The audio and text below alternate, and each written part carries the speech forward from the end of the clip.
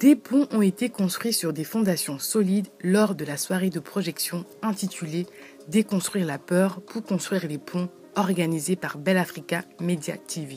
C'est au cœur de Scarbeck que cette belle initiative s'est déroulée en présence d'un public nombreux, dynamique, attentif, venu des 4 coins de la Belgique, de la France et du Luxembourg. J'aimerais bien qu'on fasse un tonnerre d'applaudissements pour M. Kojo, qui est donc l'organisateur de cet événement, qui va nous présenter Bell Africa. Bell Africa Media, notre structure, a voulu mettre l'accent sur une thématique très complexe, voire difficile, même dangereuse, dont on parle peu, même tabou, je peux dire, dont on parle peu dans les communautés, en général et en particulier dans la communauté africaine. Et aujourd'hui, nous sommes ici pour vous présenter notre structure et en même temps, vous donner l'occasion de découvrir notre documentaire qui s'appelle « Déconstruire la peur pour construire les ponts ». Alors, Bell Africa Media est la première chaîne afro-européenne accréditée par le Conseil supérieur de l'audiovisuel belge depuis 2010. Et c'est la première chaîne afro-européenne qui met les initiatives positives citoyennes de la communauté et de ses diasporas.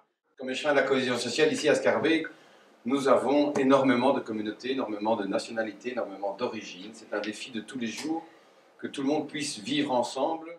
Quand j'ai reçu l'appel de Bell Africa, j'ai tout de suite voulu être présent parce que je crois qu'ils font d'abord un travail extraordinaire, mais aussi que la thématique abordée aujourd'hui, le droit des gays, des lesbiens, des transsexuels, sont quelque chose d'extrêmement important dans notre société actuelle, la reconnaissance de ces droits. Beaucoup de choses ont été faites pour acquérir de nouveaux droits, le droit au mariage, le droit à l'adoption, mais beaucoup de choses restent encore à faire pour la sensibilisation de la population, des différentes communautés à ce droit, parce que ça reste encore trop souvent, malheureusement, un sujet tabou dans la société, un sujet tabou dans les familles, un sujet tabou dans les communautés. Notre cabinet est là pour les associations telles que Bell Africa, mais encore nombreuses d'autres associations qui sont encore présentes ici ce soir, qui se battent pour la diversité, le vivre ensemble, pour que chacun de nous, quelle qu'en soit son origine, sa couleur, mais aussi sa conviction religieuse ou soit sexuelle, puisse trouver sa place dans la société. Et on s'est surtout abordé aujourd'hui ce sujet-là dans la communauté africaine, c'est pas toujours évident. Et nous sommes très très contents qu'une association veut aujourd'hui, en tout cas cette politique qui est mêlée par la secrétaire d'État Bianca Debat, accompagner cette politique-là sur le terrain et sensibiliser la communauté africaine pour qu'il y ait une certaine ouverture à l'égard de la personne ou à la communauté LGBT. Comment est-ce que ça s'est passé pour vous quand vous avez décidé de dévoiler à vos parents, à votre famille, même au monde que vous étiez homosexuel? Voilà, comment est-ce que ça a été accepté? Moi, je ne l'ai jamais expressément dit parce que à l'âge, j'ai fait une émission de télé et mes parents, ma famille, ils ont découvert mon copain, mon ex-copain, à travers cette émission. Mon père, bien sûr, l'a très très mal pris, mais ma mère, ça allait. C'est vrai que dans le mannequinat, au niveau des homosexuels, il y en a assez beaucoup, donc on va dire que ça a eu lieu où je me suis senti vite à l'aise et où je ne me suis pas senti jugé. Et c'est avant tout ça que je vais mettre en avant, c'est dire que je suis black, mais je peux aussi être gay et très bien dans ma peau et fier de l'être.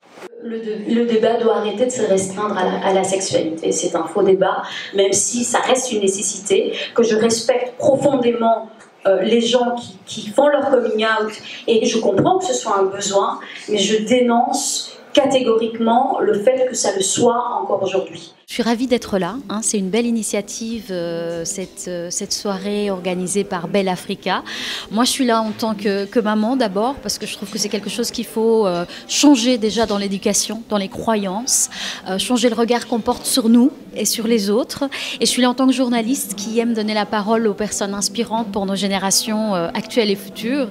Et comme notre monde est en pleine transition, c'est des débats qui doivent avoir lieu pour qu'un jour elle n'ait plus lieu du tout. Ma question, c'est que comment vous faites qu'est-ce que vous avez développé comme stratégie pour faire face aux discriminations multiples, noires et homosexuelles? Il faut respecter les genres, et je pense que c'est automatiquement réciproque.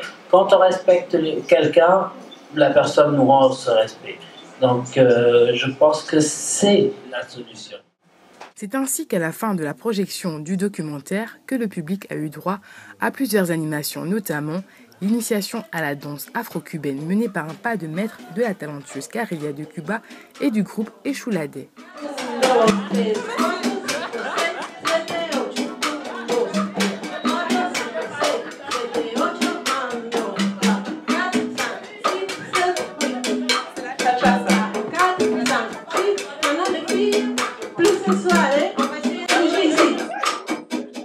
Ici en tant que présidente d'une association togolaise auprès des fraternités Togo et je vous présente déjà mon secrétaire à qui je vais passer la parole par après.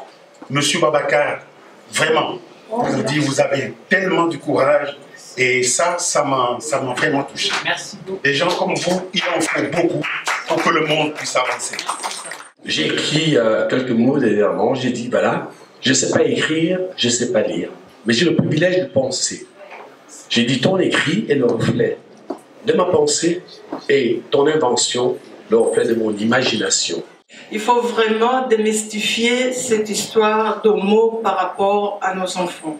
C'est vrai ce que madame a dit, moi aussi j'aime beaucoup Lopez, l'animateur, mais c'est pas parce qu'il a dit qu'il était homo que ça change quelque chose. Qui est celui qui est en face de moi? Si je me connais moi-même, je connais celui qui est en face de moi. Et le plus important, c'est ce que tu m'apportes quand je te rencontre. Parce que quand soi-même, on a été discriminé parce qu'on est femme, on est noir, on se dit qu'on va se battre aussi pour que chacun de nous, peu importe l'orientation sexuelle, les convictions religieuses, peu importe, que chacun de nous trouve une place au sein de la société. Le public a été très réactif à la présentation distinguée de Madame Natou Pedro Sankombi, l'homosexualité et bisexualité chez la femme africaine à travers l'histoire. Alors, à la réponse, l'homosexualité a-t-elle toujours existé en Afrique ou l'homosexualité féminine a-t-elle toujours existé en Afrique?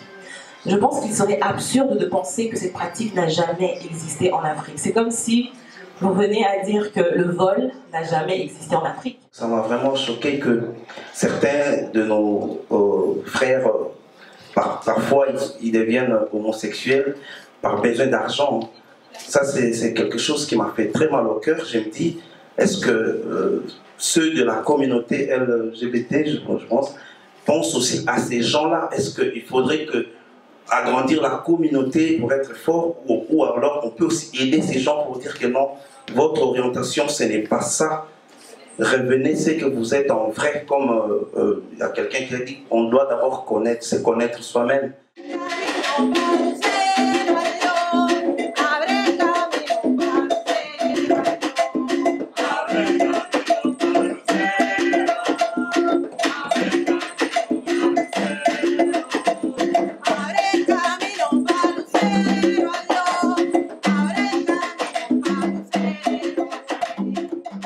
Une prestation du groupe Théobi et pour finir sur un défilé de mode haut en couleur du Mr Black Belgium 2016, Andy Kangebeni et du célèbre mannequin international Babacar Ndiaye.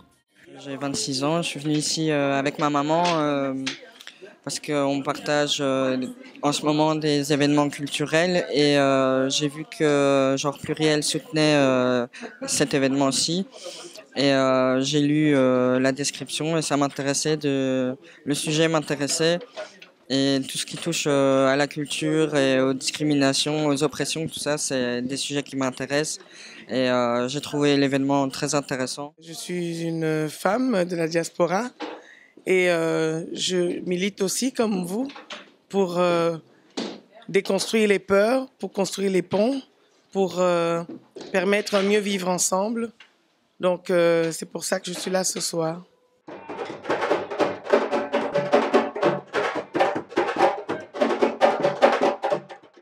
L'Africa Media TV remercie les personnes qui ont contribué de près comme de loin au succès de cette première édition et vous donne rendez-vous à la deuxième édition.